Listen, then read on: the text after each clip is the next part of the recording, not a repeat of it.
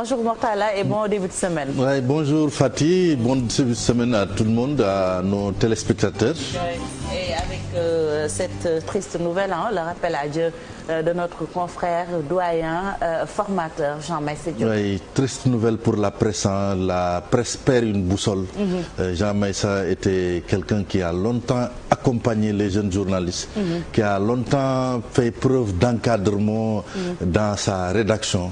Ce qui fait que, voilà, on se souvient de la vie d'un expert qu'il anime de façon périodique dans le quotidien Enquête. Voilà, c'est une grosse perte. Ouais. Prier pour peut-être le repos de son âme et puis penser ému à sa famille, ses proches, ses anciens collaborateurs, Georges Nesta, voilà, à toute la famille de la presse. Voilà, c'était cette parenthèse pour parler de notre confrère, comme je le disais tantôt, notre doyen Jean Meïssa Diop, qui a formé en tout cas pratiquement tous les journalistes qui sont sur ce plateau, issus de différentes écoles de formation. Je rappelle également que Jean Meïssa est un Cestien, 13e promotion 1985.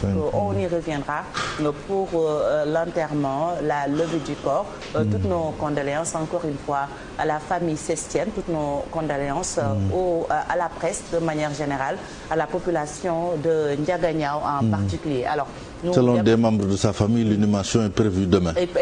Demain matin à Ndiaganiao. En tout cas, toutes nos condoléances à toute la presse au Sénégal. Nous enchaînons avec la revue des titres. On est d'attaque comme d'habitude, même si le mois de janvier est très long. Très long, très long, mais bon.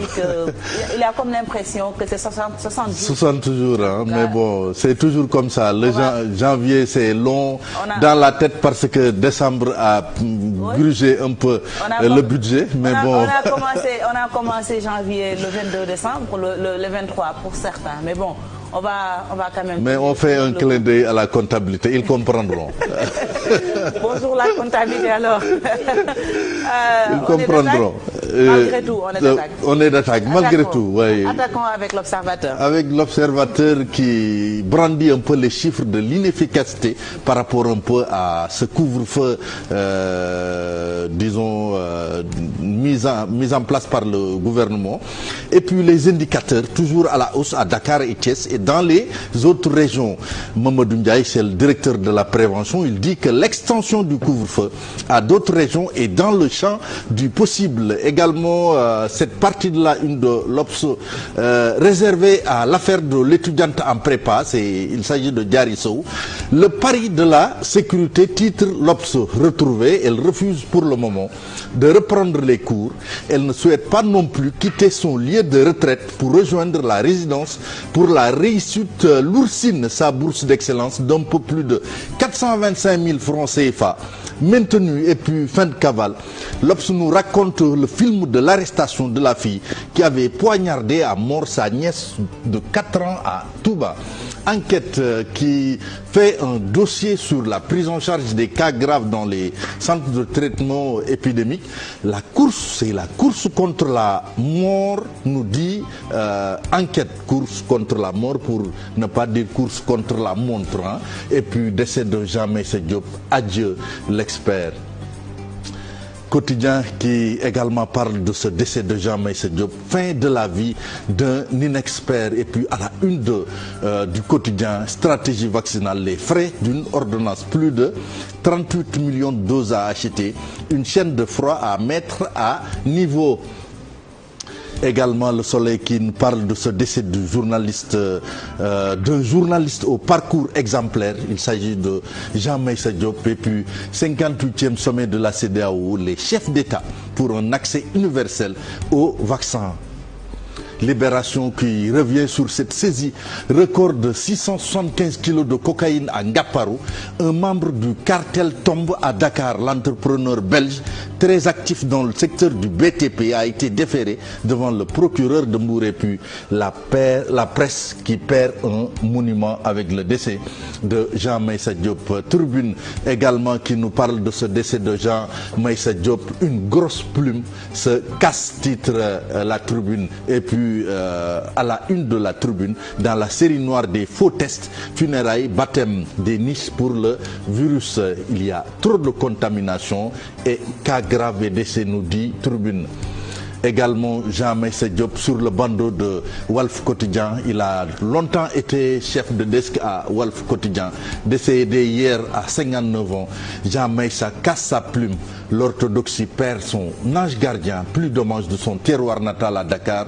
Enterrement à Ndiaganiao demain dans la matinée. Et puis application de nouvelles restrictions avec ce visage réfléchi de Macky Sall. Macky, selon le journal, qui serait dos au mur. Les Échos qui nous parlent de Sous le visage d'un ange, le livre de Diary Sow. C'est les ventes explosent à la librairie, titre Les Échos. Et puis échec de la saisine du Conseil constitutionnel contre la nouvelle loi sur l'état d'urgence. Nyolank accuse et vilipende le PDS.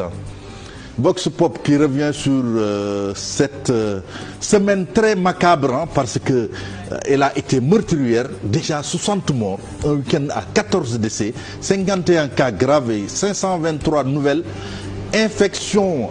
La CEDEAO qui harmonise le prix des tests PCR à 27 000 francs. Et puis Nyolank dénonce la rwandisation de la démocratie par Macky.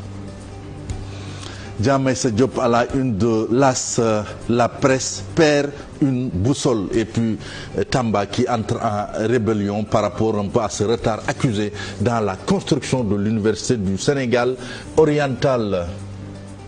Source A qui nous parle de faux tests Covid-19 détectés à l'AIBD.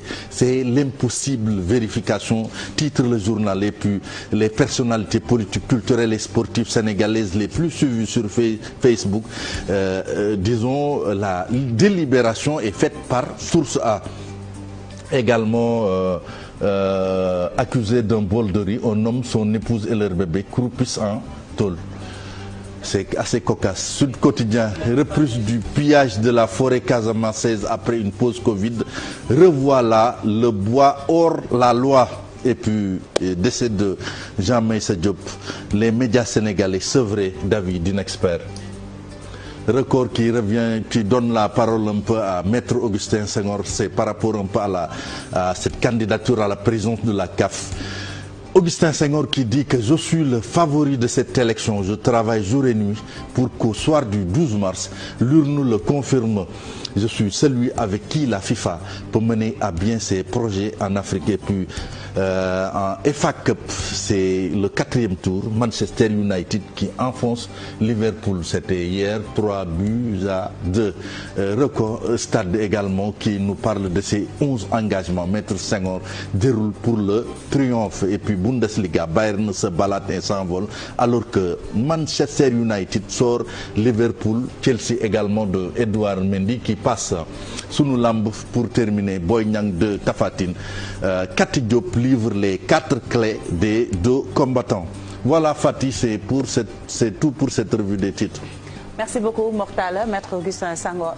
Parfois Ning va y revenir tout à l'heure dans la page des sports. Je crois qu'on peut enchaîner avec le proverbe africain du jour. Oui. Les morts ne sont vraiment morts que lorsque les vivants les ont oubliés. Oui. C'est vraiment qui nous pousse à quand même citer le livre de... pas le livre, mais je crois que c'était un poème de Birago Diop. Hein. Les morts ne sont pas morts. Ouais. Voilà, souffle, voilà. Les morts ne sont pas morts, ils sont dans l'eau qui dort. Non. Bon, je pense que voilà, dès l'instant que les gens, en fait, qu'on pense à nos morts, ils sont gravés en nous, quoi. Et puis c'est un proverbe d'actualité puisque nous sortons quand même d'une semaine très macabre. Très macabre. Abdoulaye Diaw Chimère, Abdoulaye Diaw Chimère. Cette semaine-là a été très dure pour nous. Gaïdo, le monde de la culture quand même également, qui perd un monument. En tout cas, nos pensées à toutes ces personnes, nos pensées également à leur famille. C'est dur, hein, c'est compliqué la mort. c'est très dur, surtout pour ces familles éplorées. La vie n'est que vanité. Voilà. Ça nous apprend que la vie n'est que vanité. Et puis profitons des moments que nous avons, de profiter au maximum avec nos proches. Et ceux qui sont... Ah oui. Nos condoléances. Nos condoléances. Qu'elle repose en paix. Qu'elle repose en paix. Petite fille de 3 ans. Qu'elle repose en paix. C'est toujours dramatique d'évoquer la mort. Mao Cissé également qui a perdu son père. Mao Cissé. Nos condoléances aussi. Notre réalisateur, notre collègue du groupe Futur Média, Mao Cissé, on l'a dit, la semaine a été très compliquée pour nous. On continue de compter nos morts. Voilà, on espère quand même que 2021 pour le reste ça va être un peu plus apaisant. On l'espère. C'est vrai qu'avec la Covid, rien n'est sûr, rien n'est garanti, mais bon, on garde espoir. On garde espoir. Merci beaucoup, Mortala. Merci, Fatih. Rendez-vous tout à l'heure dans la deuxième partie. Inch'Allah. Voilà. Merci beaucoup, Mortala Gaye. C'était la revue des titres, plutôt demain, à partir de 6h30.